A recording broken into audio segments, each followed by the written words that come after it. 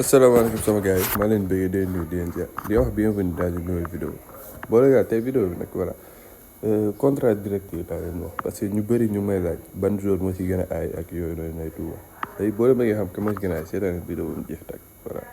ok avant que ni xool leen aimé leen vidéo bi partagé leen vidéo bi mu gën a mën a jëm kanam gars yi gën a mën si jot chaîne bi gën a yokk ñii di abonné wu ok mën nañ jàpp en fait. ak mise à jour si jeudi bii nii waa Efootball dugal nañ ay paquet mais paquet yi nag pour man li ma leen di conseillé mooy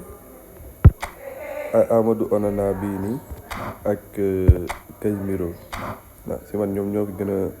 ñuy am benn ampleur gën a important ndax bu dee attaquant point Efootball léegi attaquant point tellement yaa xam ne 100 jëm kaw lañ nekk dafa bëri tellement moo tax du ma leen ko conseillé déjà waaw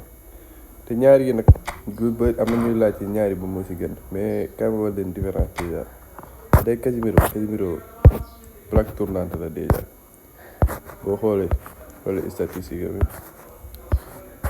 engagement défensif 76 83 78 jàppale na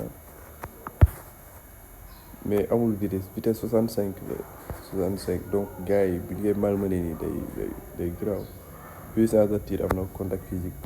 ok so ñu dem si Amadou Onana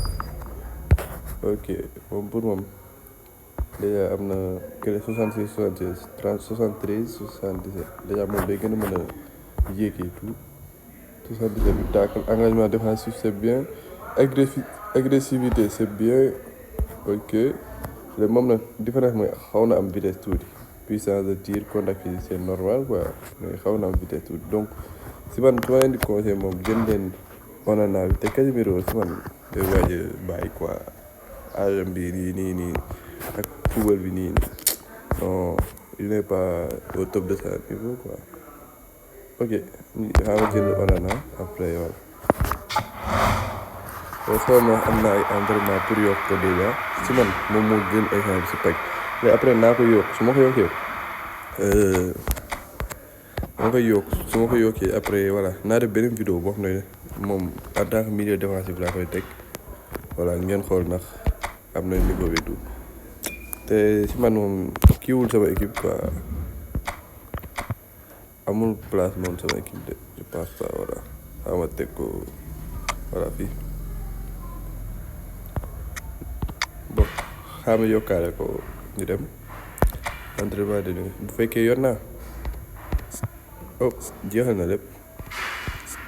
ñaa fa mu jënd voilà bon gars yi merci si li ngeen seetaan vidéo après naa def vidéo boo xamante ne voilà damay jouer ak moom récupération de balle yi muy defee tout voilà donc